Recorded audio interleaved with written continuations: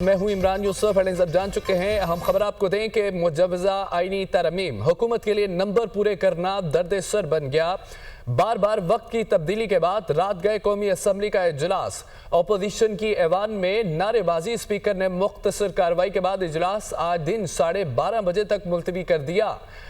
وقفہ سوالات اور ایوان کی معمول کی کارروائی معطل کرنے کی تحریک منظور. سینٹ اجلاس بھی آج دن 12:30 بجے تک ملتوی کر دیا گیا. وفاقی کابینہ کا اجلاس بھی آج صبح تک مؤخر. وزیر اعظم نے کابینہ ارکان کو آگاہ کر دیا.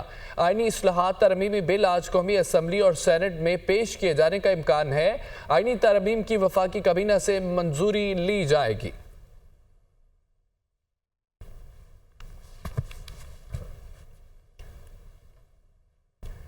مولانا فضل الرحمان کی رہائش گاہ پر اہم سیاسی شخصیات کی آمد. سابق نگران وزیر اعظم انوار الحق کاکڑ مولانا فضل الرحمان کی رہائش گاہ پہنچ گئے. وزیر اعلیٰ بلوچستان سرفراز بگٹی بھی مولانا فضل الرحمان کی رہائش گاہ پر موجود. شاہد خاقان عباسی اور مفتاح اسماعیل بھی مولانا کی رہائش گاہ پہنچ گئے. جمعیت علماء اسلام کی جانب سے مولانا فضل الرحمان، مولانا عبدالغفور حیدری، سینیٹر کامران مرتضی ملاقات میں موجود ہیں. ملاقات میں مولانا فضل الرحمان کے ساتھ مجوزہ آئینی ترامیم پر بات چیت کی گئی ہے. آپ کو بتائیں کہ مولانا فضل الرحمان کی رہائش گاہ پر اہم سیاسی شخصیات کی آمد کا سلسلہ جاری ہے. سابق نگران وزیر اعظم انوار الحق کاکڑ مولانا فضل الرحمان کی رہائش گاہ پہنچ گئے. وزیر اعلیٰ بلوچستان سرفراز بگٹی بھی مولانا فضل الرحمان کی رہائش گاہ پہنچ گئے. شاہد خاقان عباسی اور مفتاح اسماعیل بھی مولانا کی رہائش گاہ پہنچ گئے. جمعیت علماء اسلام کی جانب سے مولانا فضل الرحمان، مولانا عبدالغفور حیدری اور سینیٹر کامران مرتضی ملاقات میں موجود تھے. کوشش ہے کہ آئینی ترامیم پر سب کا اتفاق رائے ہو جائے. بلاول بھٹو نے کہا ہے کہ آئینی ترامیم پر مزید اتفاق رائے کی ضرورت ہے. مولانا کافی چیزوں پر رضامند ہو چکے ہیں. ان کی کوشش ہے کہ 18ویں ترامیم کی طرف سے یہ ترامیم بھی متفقہ ہو. بلاول بھٹو نے یہ بھی کہا ہے کہ ہم نے پارلیمنٹ میں ماحول سازگار بنانے کے لیے خصوصی کمیٹی 2 روز کے لیے تشکیل دی ہے. کوشش ہے کہ آئینی ترامیم پر سب کا اتفاق رائے ہو جائے. آئینی ترامیم پر حکومت کو شکست کا سامنا. پی ٹی آئی کا معاملہ سپریم کورٹ میں چیلنج کرنے کا فیصلہ. آئینی ترامیم کے خلاف پٹیشن آج سپریم کورٹ میں دائر کی جائے گی. ذرائع کے مطابق سینٹ میں خیبر پختونخوا کی نمائندگی نہیں، لہٰذا ترامیم نہیں ہو سکتی. ذرائع پی ٹی آئی کے مطابق پٹیشن خیبر پختونخوا کے سینیٹرز اور سینٹ کے ٹکٹ ہولڈرز کی جانب سے دائر کی جائے گی. اہم خبر ہے آئینی ترامیم پر حکومت کو شکست. پی ٹی آئی کا معاملہ سپریم کورٹ میں چیلنج کرنے کا فیصلہ. آئینی ترامیم کے خلاف پٹیشن آج سپریم کورٹ میں دائر کی جائے گی.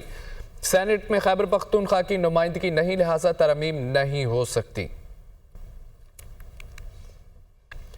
دوسری طرف پی ٹی آئی پارلیمانی کمیٹی کے اجلاس میں شرکت نہیں کرے گی. شبلی فراز حکومت سے مجوزہ آئینی ترامیم کا ڈرافٹ مانگا، انہوں نے انکار کر دیا. وزیر قانون اعظم نذیر تارڑ نے کہا کہ ڈرافٹ صرف مولانا فضل الرحمان کو دیا جائے گا. آج صرف قومی اسمبلی کے اجلاس میں شرکت کریں گے. شبلی فراز نے کہا کہ پی ٹی آئی پارلیمانی کمیٹی کے اجلاس میں شرکت نہیں کریں گے. حکومت سے مجوزہ آئینی ترامیم کا ڈرافٹ مانگا تو انہوں نے انکار کر دیا. شبلی فراز نے کہا کہ وزیر قانون اعظم نذیر تارڑ نے کہا کہ ڈرافٹ صرف مولانا فضل الرحمان کو دیا جائے گا. آج صرف قومی اسمبلی کے اجلاس میں شرکت کریں گے. پارلیمنٹ کی خصوصی کمیٹی کا اجلاس ختم. خصوصی کمیٹی کے اجلاس میں آئینی ترامیم کا مسودہ پیش نہیں کیا جا سکا. کمیٹی ممبران کا دعویٰ کوئی مسودہ میٹنگ میں موجود ہی نہیں تھا. اعجاز الحق نے کہا کہ چیف جسٹس قاضی فائز عیسیٰ ریٹائرڈ ہوتے ہیں تو ہونے دو، ججز کے آنے جانے سے فرق نہیں پڑتا. مولانا عبدالغفور حیدری، مولانا فضل الرحمان کی بل مؤخر کرنے کی تجویز پر بعض دیگر ارکان نے بھی اتفاق کیا.